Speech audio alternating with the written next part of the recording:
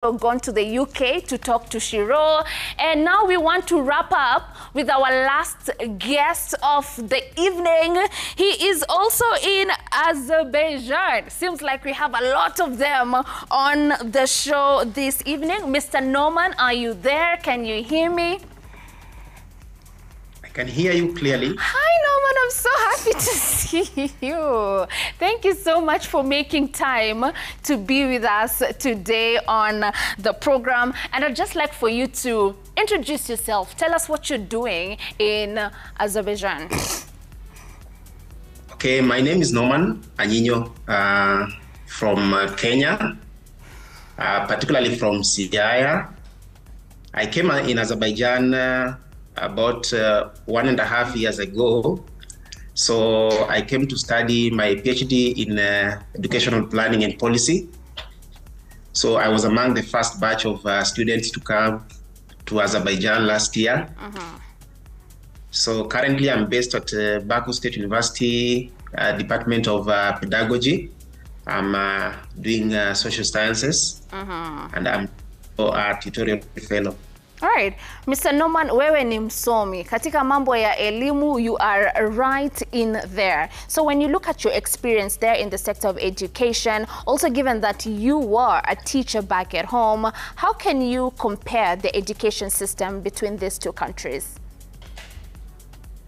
Kenya basically has a very good education system. The only gap that I found between Kenya and Azerbaijan is that there is something that we don't emphasize in our education system in Kenya, and therefore our education is basically knowledge-oriented and slightly skill-oriented, but there is a gap when it comes to value addition. We produce graduates, but comparing now with the education system here, there is a lot of emphasis that is put on values.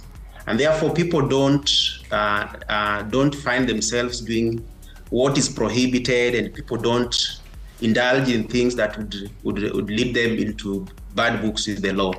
And therefore, I think the value aspect is something that needs to be looked into in our country.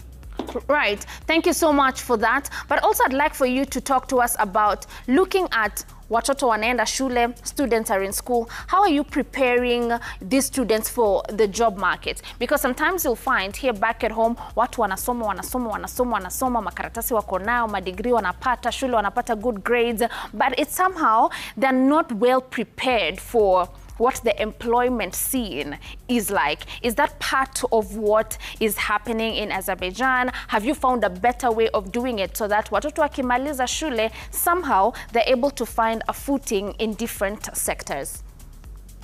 Good. That's a good observation, because looking at what's happening over here, you realize that there is a deliberate effort by the government to ensure that people are employable and people get the jobs when they need them.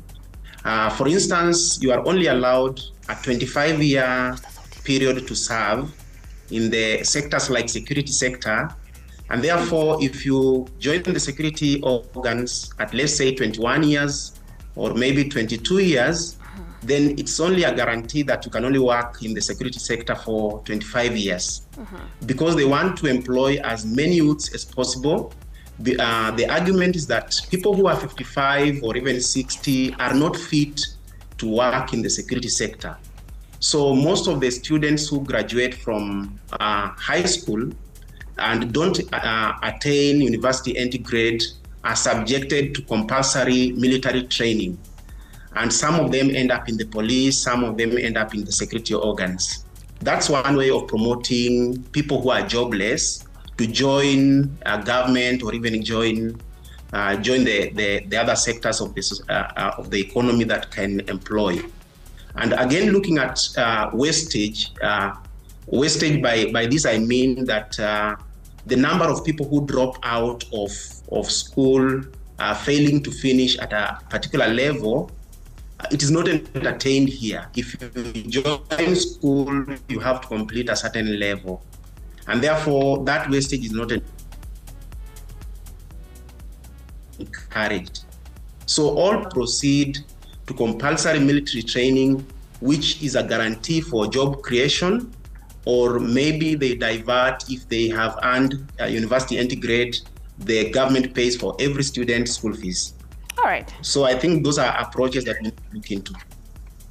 All right. Thank you so much for that. Now, finally, as we wrap up this conversation, I want you to tell us, unajua mtu akikuja hapa Kenya aniambie Ngina, where should I go? I'll comfortably take them to the Mombasas, the Masai Maras, the national parks, the hidden gems in the country. So if I come to Azerbaijan, you having been there for quite some time now, where are you going to take me to experience, you know, the fun, the culture of Baku?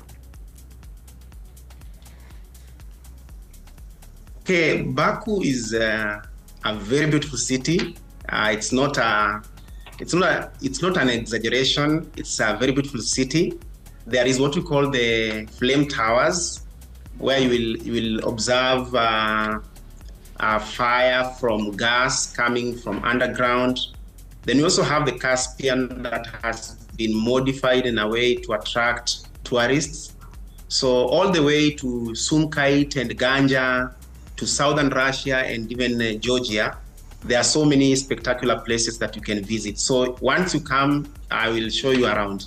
All right. I guarantee. Thank you so much, Norman. Pengine utume salamu to your friends and family ambao umewaacha hapa Kenya and you miss them so much. They're probably watching you tonight. So feel free to send some love to them. Okay. My wife Milkan Denya in Sultan Hamid is watching. My son Paul Israel Elias, my mom and dad Justo and Caroline Anyinyo back all the way to in Rarieda. I also have my sisters and my brother. I have a big family in Nairobi. Pastor Maina of Pepper Church Mutwini and the entire church. Pepper Donholm is a place I stayed for a long time. And therefore, Pepper Church Donholm, Pepper Donholm School, and Embakasi in general, I have so many friends that I would mention. All right. So I want them to know that I love them. And occasionally when I come to Kenya, I pay them a visit. All right. Thank you so Thank you so much, Norman, for speaking to us. Erokamano, and stay safe in Baku and keep making us proud. Thank you. Asante sana. Erokamano. Thank you. Asante. You see, I had to make sure hajasahau lugha ya nyumbani. Erokamano kwa wale wanashangaa hiyo ni nini. It's saying thank you in the Luo language. And with that, we have come to the end of connecting with the Kenyans that we had lined up for you this evening who are doing well in different parts of the world. Remember, that's the theme.